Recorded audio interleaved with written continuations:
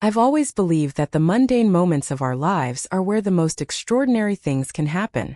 My life had been simple, predictable. A morning coffee at the kitchen table, a walk with my old Labrador Max, and evenings spent alone, reading or watching TV. After my divorce, it became a rhythm I relied on, a comfort that I clung to. My children were grown, off building their own lives, and while I was happy for them, it left me with an emptiness I couldn't quite fill. On a rainy Wednesday afternoon, I found myself wandering the aisles of the grocery store, mindlessly adding items to my cart.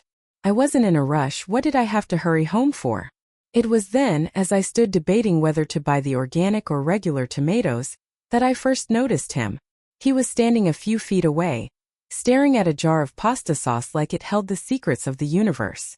He looked young, too young for me to be staring at, but there was something about him. His dark hair was slightly tousled, like he'd just run his fingers through it, and his expression was one of intense concentration. He glanced up, caught my eye, and flashed a smile that felt like a bolt of electricity. "Do you know if this one's any good?" he asked, holding up the jar. I chuckled, feeling the oddest flutter in my chest. "Depends on what you're making," I replied. "If it's for impressing someone, maybe go with homemade." He laughed, a deep, rich sound that made me smile in spite of myself. "Noted," he said, placing the jar back and moving closer. "I'm Jake, by the way." "Susan," I said, extending my hand. His grip was warm and firm, and I realized how long it had been since I'd had a simple, friendly conversation with a stranger, let alone one who looked at me like I wasn't just another middle-aged woman in the store. "Nice to meet you, Susan," he said, holding my gaze a moment longer than necessary. It felt like something had shifted in the air, a spark that I hadn't felt in years. We continued talking, joking about our shared confusion over the endless brands of pasta, and reminiscing about favorite recipes. Before I knew it, I was laughing, really laughing, not the polite chuckle I'd grown used to giving. When we parted ways at the checkout, he gave me another smile, one that made my heart skip. "I hope I run into you here again," he said lightly, and then he was gone, leaving me standing there with a silly grin on my face. As I drove home, the sound of the rain tapping against my windshield, I couldn't shake the feeling of that encounter. It was a fleeting moment, but it felt significant, like a tiny ripple that could grow into something much bigger if given the chance.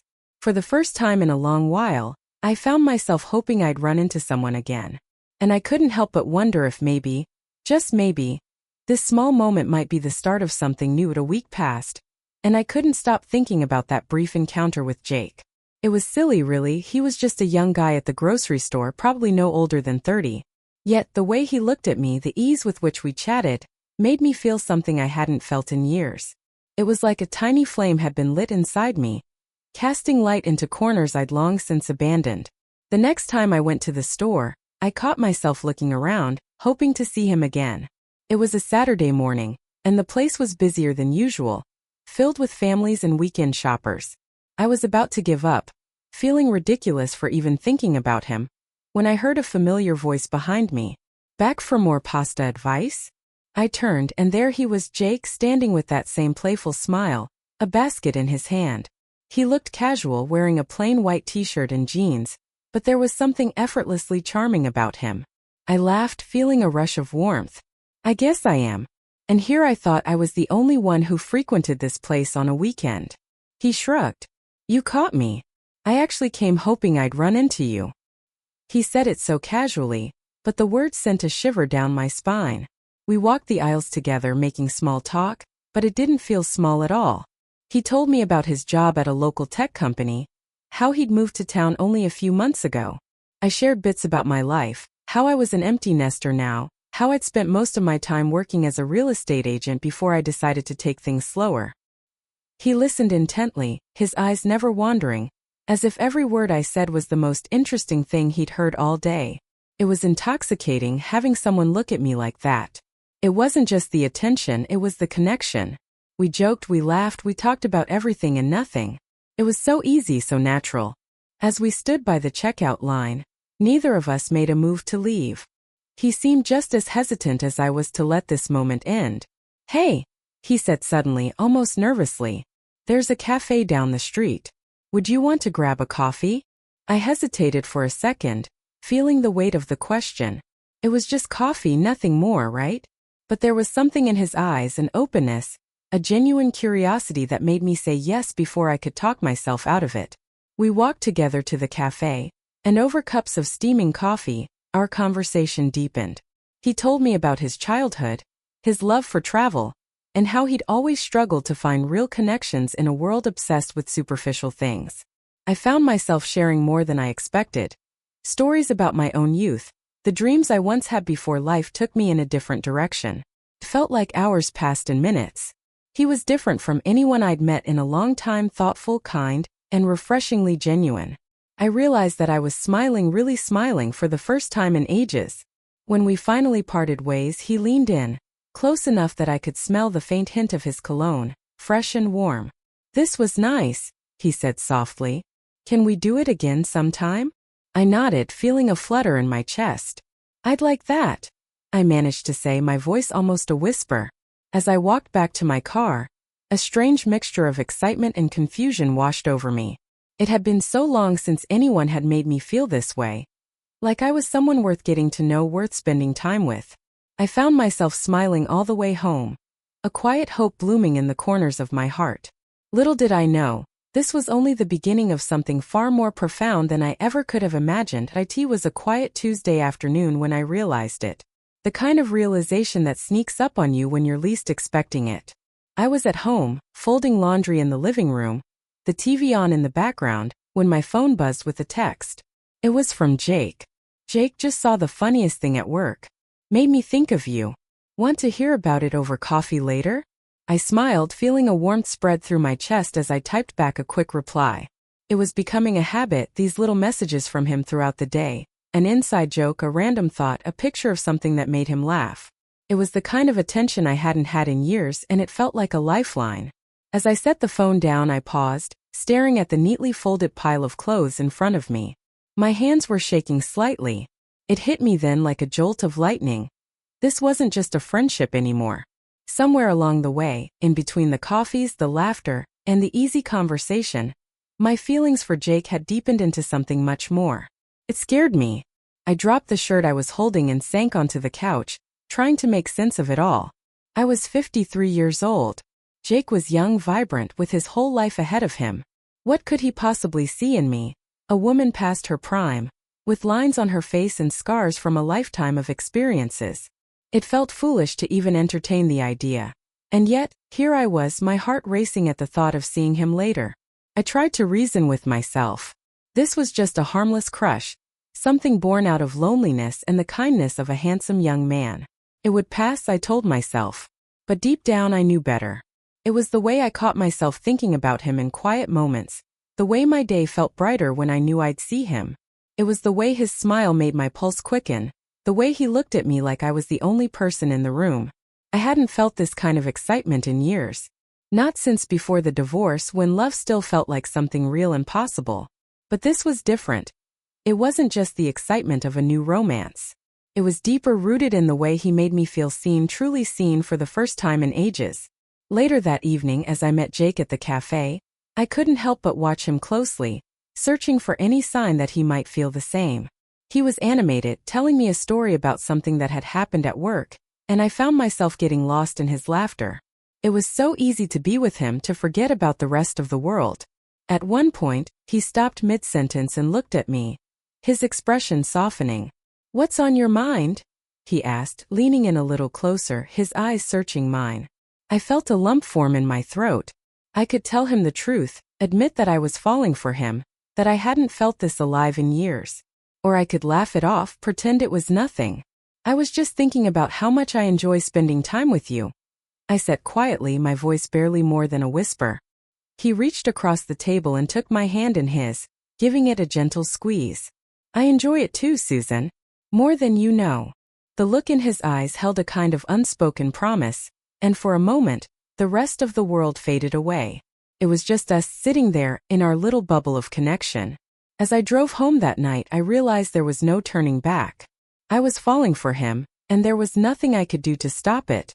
The only question now was whether I was brave enough to follow my heart, even if it led me down an unexpected path. The days that followed were filled with a confusing whirlwind of emotions. I hadn't felt like this in years, like a teenager all over again, head spinning with thoughts of Jake. It was exhilarating and terrifying in equal measure. I'd catch myself smiling for no reason, replaying moments we'd shared in my mind. The way his eyes lingered on mine, the warmth of his hand when he'd held mine at the cafe. I knew I was in deeper than I should be, but the feelings were too strong to ignore. It was the fear that crept in at night, though when I was alone with my thoughts, lying in bed staring at the ceiling, I'd be flooded with doubts. What am I doing? I'd ask myself over and over. I was old enough to be his mother. What would people say if they knew I was falling for a man so much younger than me? I could already hear the judgment, the whispers behind my back. I'd raised 2 children who were around his age. How would they react if they knew their mother was developing feelings for someone so young? I could imagine their shock, their disapproval. I'd spent my whole life trying to do what was expected of me, to be the responsible mother, the dependable friend, the sensible woman. Falling for Jake was none of those things. But when I was with him, all those fears melted away. He made me feel like the woman I used to be. Alive, vibrant, full of possibilities. He didn't look at me with pity or see me as a sad, lonely woman past her prime. He saw me, the real me, in a way I hadn't been seen in years. The more time we spent together, the harder it became to deny my feelings. We'd started meeting up almost daily now, grabbing coffee, going for walks in the park, even sharing lunch when our schedules allowed it. He'd talk about his life, his dreams, his frustrations, and he'd listen just as eagerly when I talked about mine. He wanted to know everything about me, even the little things, what my favorite song was, the books I loved, the memories I cherished from my childhood. One afternoon we found ourselves at the park, sitting on a bench by the lake. The sun was shining, casting a golden light on the water, and the air was filled with the scent of blooming flowers. It was beautiful, but all I could focus on was him. "You're awfully quiet today," Jake said, turning to look at me. His face was lit up by the sunlight, and I felt my heart squeeze in my chest. I hesitated, taking a deep breath before I spoke. "I've been thinking a lot lately," I admitted. "About us." He didn't look surprised. If anything, his expression softened, like he'd been waiting for this conversation. "Me too," he said simply. "I'm scared, Jake," I confessed, my voice trembling. Whatever this is between us, it's not normal. People won't understand. They'll judge us." He reached for my hand, his grip gentle yet firm. "Susan," he said, his voice low and earnest, "I don't care what people think. I care about you. You make me happier than anyone I've ever met. And I don't want to lose that just because it doesn't fit into some societal mold." His words hit me like a wave, washing away some of the fear I'd been holding on to. I looked into his eyes, searching for any sign of uncertainty, but there was none. He meant every word. "But what if this is just a phase for you?" I asked, the question I'd been too afraid to voice until now. "What if one day you realize I'm too old for you? That you want someone younger?" He squeezed my hand tighter. "I can't predict the future, Susan, but right now I know I want to be with you. I've never felt this way about anyone before, and I don't want to let it go." Tears pricked at my eyes and I blinked them back, overwhelmed by the sincerity in his voice. In that moment it felt like we were the only 2 people in the world, like nothing else mattered. Maybe it was crazy, maybe it was reckless, but for the first time in a long time, I felt something I hadn't felt in years: hope. Maybe this love wasn't conventional, maybe it didn't fit into the neat little boxes society liked to put people in, but it was real. And wasn't that what mattered most? "I want to be with you too," I whispered, my voice barely audible. He pulled me into his arms, and I let myself melt into his embrace, feeling the steady beat of his heart against mine. Felt like coming home. And in that moment I realized that despite all my fears, I was willing to take the leap. The thought had been lingering at the back of my mind for days, quietly pushing its way forward. It was one thing to meet for coffee, to talk in public spaces where there were distractions, where we were still, in a sense, safe. But inviting Jake into my home felt like a huge step, a leap I wasn't sure I was ready for. Still, every time I saw him, every time we spoke, I felt the pull of something deeper, something that was undeniable. It wasn't just physical. Though I'd be lying if I didn't feel a flutter in my chest when he'd touch my hand or give me that look, the one that made my heart race. It was more than that. It was the way he made me feel understood, valued, and seen in a way I hadn't experienced in so long. I spent the whole afternoon turning the idea over in my head, weighing it against the fears that had been building ever since this connection between us began. What would he think? Would this feel too much, too soon? Would I seem desperate? Or worse, would he think I was just looking for comfort in the arms of someone younger, someone who might not be able to give me what I truly needed? But as the evening drew closer, the decision became clearer. If I kept holding back, I might miss out on something that felt so rare, so real. I could feel the walls around me, the walls I'd built to protect myself from the disappointment, from the rejection, slowly starting to crack. I could sense that Jake wanted this too. He never pressured me, never pushed. But every time we parted ways, there was a subtle invitation in the air, like he was waiting for me to take the next step. I stood in my kitchen, hands on the counter, staring out the window at the fading daylight. The house was quiet, too quiet. My kids had long since moved out, and it had been months since I'd had anyone over. The idea of having Jake here under my roof felt like stepping into unknown territory. What are you afraid of? I asked myself. The truth was, I was afraid of rejection, not from him but from myself. I was afraid that once we crossed this line, things wouldn't feel as comfortable anymore. That the balance of our relationship would shift in a way I couldn't control. But then I thought about the way he made me feel when I was with him, the way the world seemed to shrink to just the two of us, how he listened to me with such patience, how his touch, his words seemed to fill spaces inside me that I hadn't known were empty. It was impossible to ignore how deeply I was falling for him, and that scared me more than anything else. I grabbed my phone, my fingers trembling slightly as I typed out the message. Susan, Jake, would you like to come over for dinner tomorrow night? I've been wanting to cook something special, and I'd love for you to join me. I stared at the message for a long moment, my thumb hovering over the send button. It felt like such a small thing, a simple invitation, but I knew it was a turning point. I knew once he walked through that door, things would change. I exhaled slowly and pressed send. The reply came almost instantly. Jake, I'd love that. What time? My heart fluttered in my chest. It's really happening, I thought. The next day, I spent hours preparing for his visit, cooking a meal that was easy but thoughtful. A pasta dish I knew he liked, a simple salad, and a dessert I'd made from scratch. One of those recipes I hadn't made in years but remembered fondly from when my kids were still around. As the clock ticked closer to the time I'd asked him to come, my nerves started to mount. I wanted everything to be perfect. I stood in front of the mirror, adjusting my blouse and smoothing my hair. I looked at myself, a woman in her 50s with a few more lines than I remembered, a few more gray hairs than I'd care to admit. But I also saw something else. I saw a woman who was willing to take a risk, to embrace something unexpected, something beautiful. The doorbell rang just as I was finishing the last touches. My heart skipped. I wasn't just preparing for dinner. I was preparing to open my home and my heart to him. When I opened the door, Jake stood there with that familiar smile, his eyes lighting up when he saw me.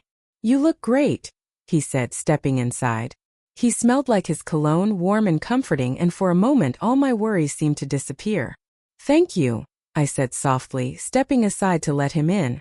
I'm glad you could make it. The evening unfolded effortlessly, as if the universe had simply aligned to bring us together. Jake was exactly as I remembered him, warm, charismatic, with a twinkle in his eye that made everything feel lighter, brighter. We laughed over the simple dinner I had prepared, sharing stories about our childhoods, our favorite movies, and even our most embarrassing moments. The tension I had felt earlier, the fear of what this evening might bring, melted away with each passing minute. There was a softness between us, a quiet understanding that transcended words. It was in the way our hands brushed when we reached for the wine glass, the way his gaze lingered just a little too long, as though he was memorizing the curves of my face, the lines of my hands, the slight tilt of my head when I laughed. After dinner, we moved to the living room, where I'd set up the space for us to relax. I had put on some soft jazz music in the background, and we sank into the couch, close enough that our thighs touched. It felt natural, comfortable even, but there was a new weight in the air, something I couldn't quite name. We talked for a while, but soon the conversation slowed, and the silence between us was no longer just quiet, it was charged.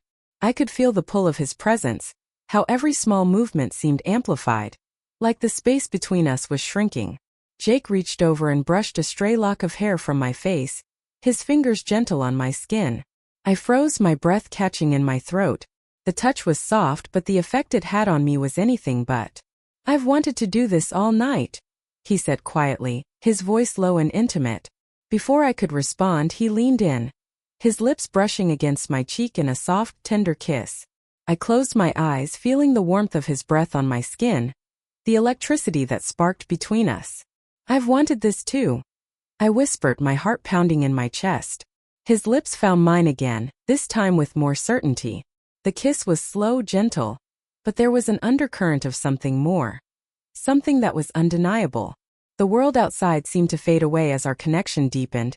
Each touch, each kiss, sending waves of warmth through me. When we finally pulled back, we were both breathing a little heavier, our faces flushed. There was a quiet moment of understanding, a shared knowing that things had shifted between us. He wasn't just a younger man I had grown fond of.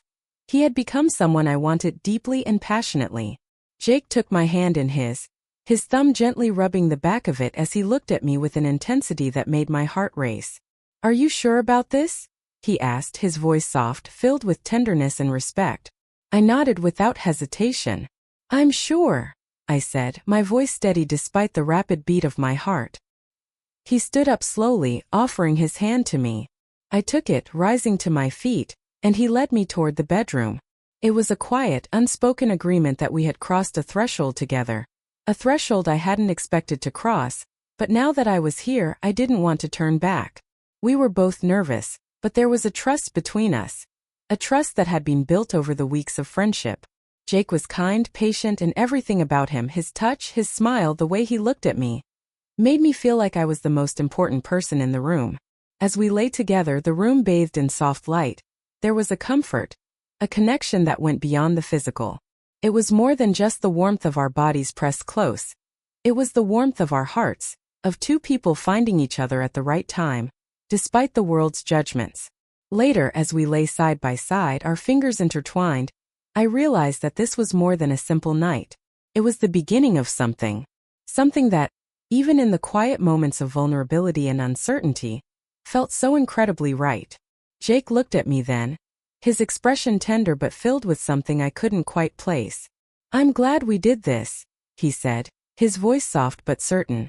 "Me too," I whispered, the weight of everything we had shared settling in.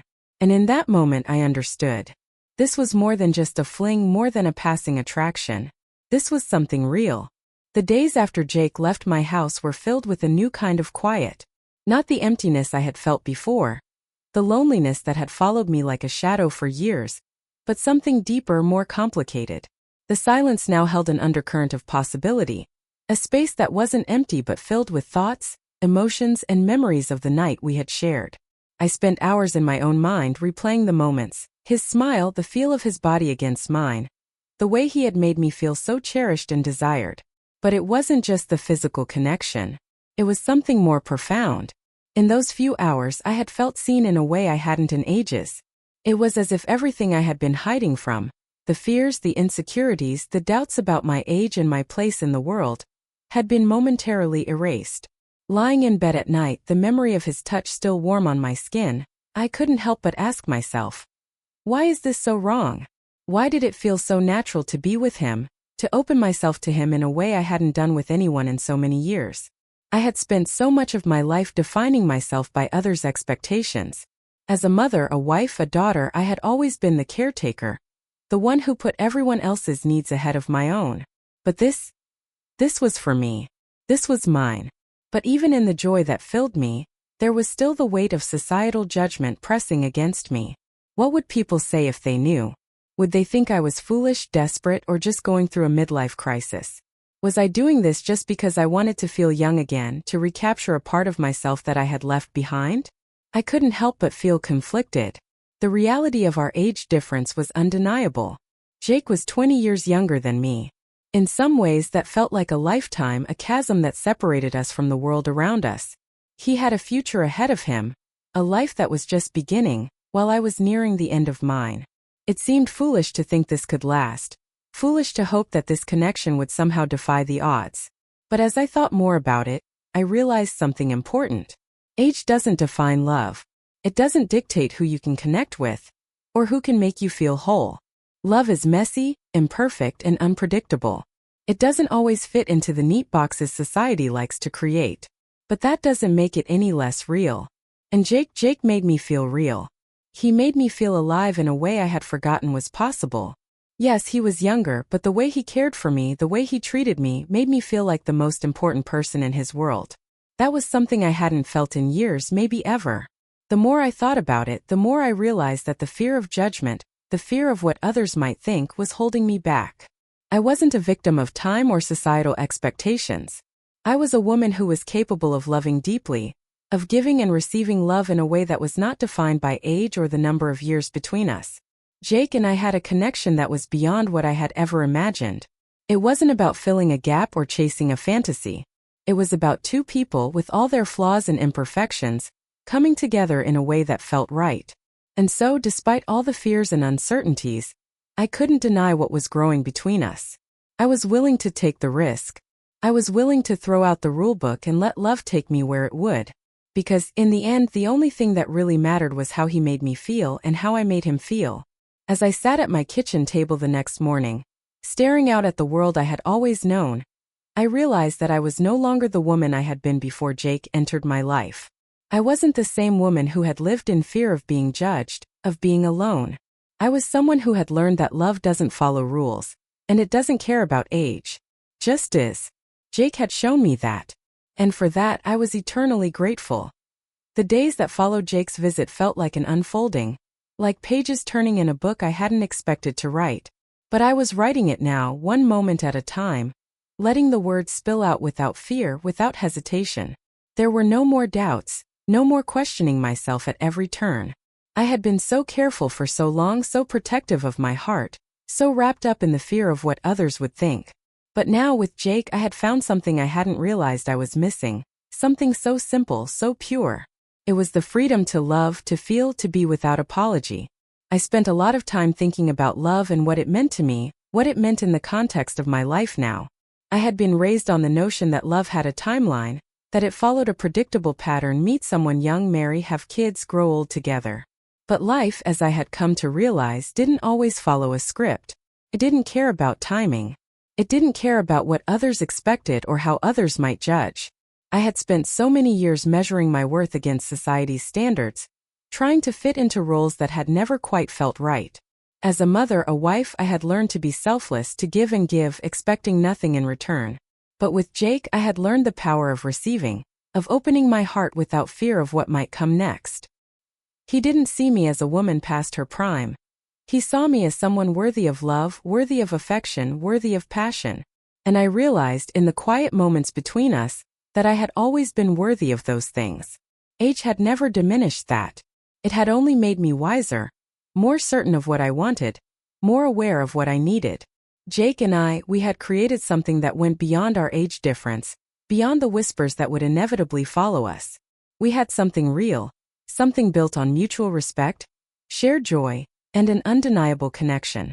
I wasn't just falling for the idea of a young man. I was falling for him, his kindness, his laugh, the way he made me feel like I mattered.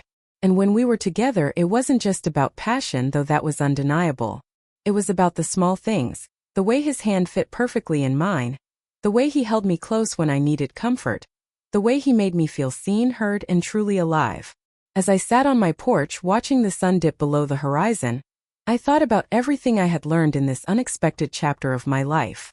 I thought about how easy it would have been to stay in my shell, to let the world dictate what I could or couldn't have. But instead, I had chosen to listen to my heart, to take a chance on something that scared me but also exhilarated me. Love, I realized, doesn't come with an expiration date. It doesn't matter how old you are, how much life you've already lived, or how many years are left ahead of you. What matters is the connection, the bond, the way you can make each other feel whole, loved, and free. Jake and I didn't have all the answers. We didn't know what the future held, but we weren't afraid of it. We had taken a step together, and no matter what happened next, we would have this moment, this truth, that love was not bound by time. It was something you choose every day, something that could surprise you, even when you thought you were too old to be surprised. And as I looked at Jake one evening, his hand in mine, our hearts beating in sync, I realized that no matter what the world thought, this love was mine. And it was worth everything. I smiled to myself, thinking of all the women out there who might be afraid to take a leap, to love without worrying about the world's judgment. Don't let anyone tell you when or how to love, I thought. Love is for everyone. Love is for every age.